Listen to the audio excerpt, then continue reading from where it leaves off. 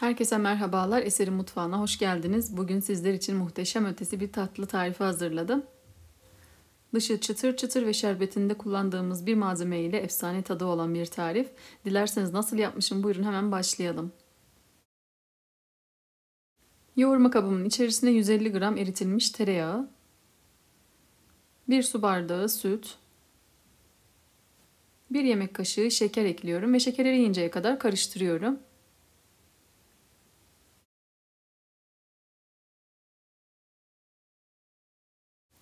Daha sonra içerisine 2 adet yumurta ekleyip karıştırıyorum. Sıvı malzemelerimi karıştırdıktan sonra un ilavesi yapmaya başlıyorum. Unun yarısını ilave ettikten sonra üzerine 1 çay kaşığı ucu ile tuz ekliyorum. Ve daha sonra 1 tatlı kaşığı kabartma tozu ekliyorum. Ve spatula ile karıştırıyorum.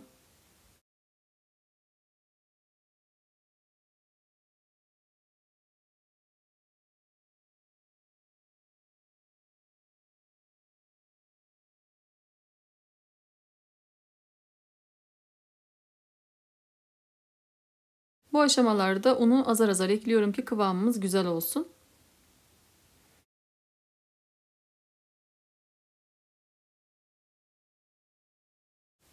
Unun tamamını ilave ettikten sonra hamuru şöyle bir toparlıyorum. Ve spatulayı çıkarıp elle yoğurma işlemine geçiyorum. Hamuru iyice özleşene kadar 2-3 dakika boyunca yoğuruyorum.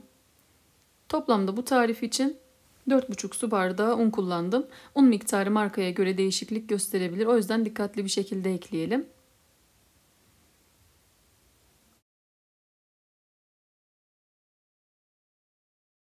Hamuru yeteri kadar yoğurduktan sonra sizlere şöyle kıvamını göstermek istiyorum. Kıvamımız bu şekilde olacak. Hamuru masaya alıyorum. Hemen bezelere ayırma işlemine geçiyorum. Hamuru öncelikle rulo haline getiriyorum. Daha sonra da ortadan ikiye bölüp düzeltiyorum.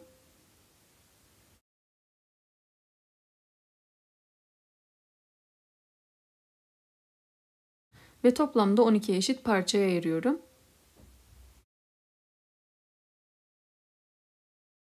Her bir parçayı elimle yuvarlayarak beze haline getiriyorum.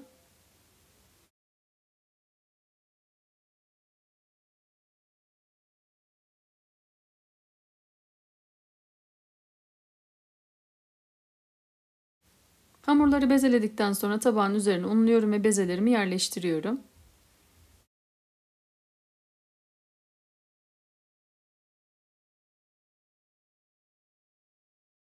Bezelerin üzerini kapatıp oda ısısında 40 dakika dinlendiriyorum. Hamurumuz kenarda dinlenirken şerbetini hazırlıyorum. Tencerenin içerisine 2 su bardağı şeker, 1,5 su bardağı su ve 1 tatlı kaşığına yakın limon suyu ekliyorum ve karıştırıp ocakta kaynamaya alıyorum.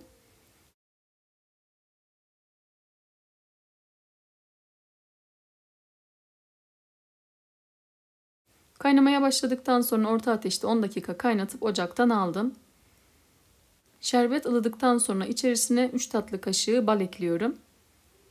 Bu aşamayı ılıdıktan sonra yapalım.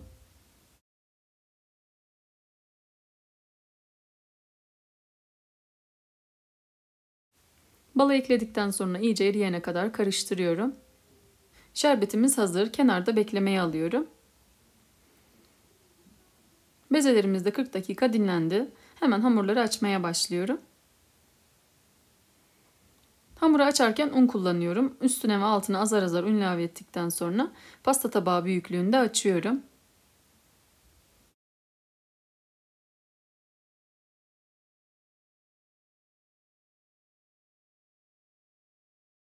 Hamurların tamamını aynı şekilde hazırlıyorum. Gördüğünüz gibi hamurların tamamını açtım. İlk hamurun üzerine nişasta serpiştirerek sürüyorum. Nişastayı her tarafına gelecek şekilde sürelim ki katlarımız güzelce ayrılsın. Toplamda 12 tane hamurumuz var. 2 tane altışarlı grup şeklinde ayarlıyorum.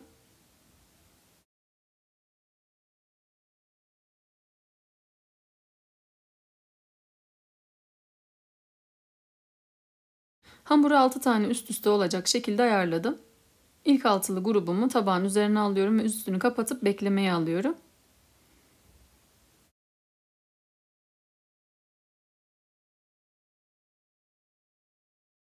Kalan 6 tane hamuru da üst üste aynı şekilde hazırlıyorum.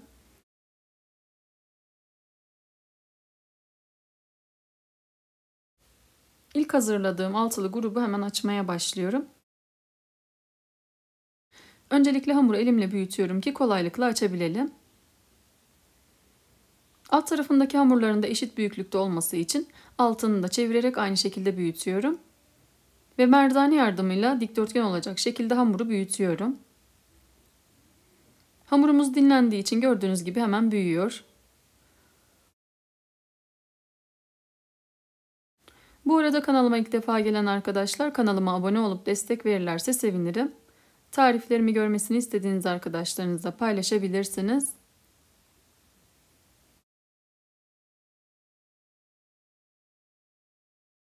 Tüm tariflerim gibi bu tarifimde de kullanmış olduğum malzeme listesini açıklama bölümüne ekliyorum. Kaçıran arkadaşlarımız videonun altındaki bölümden ulaşabilirler. Hamuru büyütebildiğim kadar büyütüyorum. Ne kadar iyi büyütürseniz o kadar güzel ince hamurunuz olur. Hamuru büyüttükten sonra kenarlarını alıyorum. Onları da ayrıca sararak kullanabilirsiniz.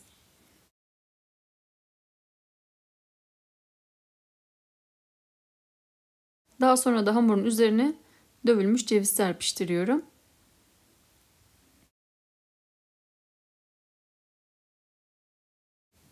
Hamurun ucundan rulo yaparak sarma işlemine başlıyorum. Çok fazla sıkı olmayacak şekilde rulo haline getiriyorum.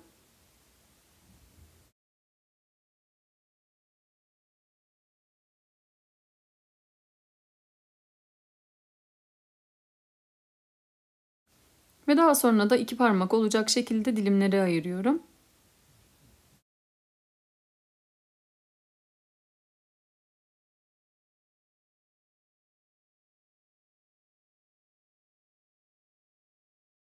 Hamuru dilimlere ayırdıktan sonra gördüğünüz gibi kenarlarından bastırarak şekil veriyorum ve tepsiye yerleştiriyorum. Tepsinin tabanında herhangi bir yağlama işlemi yapmadım.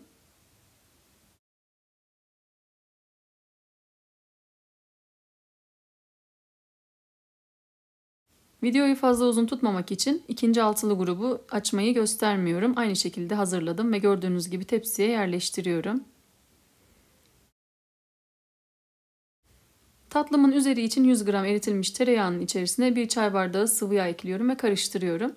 Daha sonra da tatlıların üzerine fırça yardımıyla gezdiriyorum.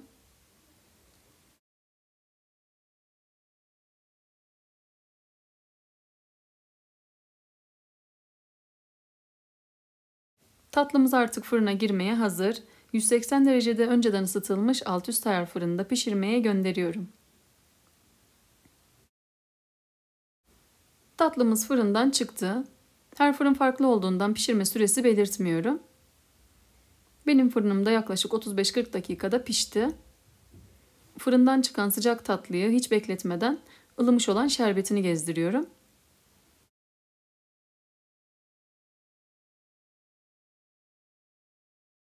Şerbetin tamamını verdikten sonra tatlımı beklemeye alıyorum. Tatlımı 1-2 saat boyunca dinlendirdim. Gördüğünüz gibi şerbetini tamamen çekti. Hemen size sunum yapıp iç dokusunu ve çıtırlığını paylaşmak istiyorum. Gördüğünüz gibi inanılmaz lezzetli bir kat kat bir tatlı oldu. Emin olun tadı da muhteşem oldu.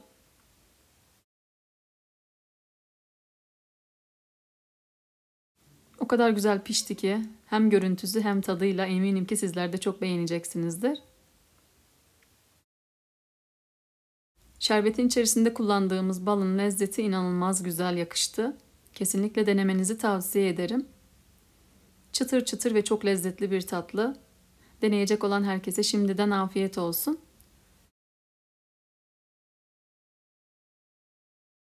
Bugünlükte bir tarifimin daha sonuna geldim. Umarım çok beğendiğiniz bir lezzet olmuştur. Tarifimi beğendiyseniz beğenmeyi, kanalıma hala abone değilseniz abone olmayı unutmayın lütfen. Tariflerimi görmesini istediğiniz arkadaşlarınızla paylaşabilirsiniz. Bildirim zilini aktifleştirerek paylaşımlarımdan anında haberdar olabilirsiniz. Farklı ve lezzetli tariflerde görüşmek üzere. Kendinize çok iyi bakın. Hoşça kalın.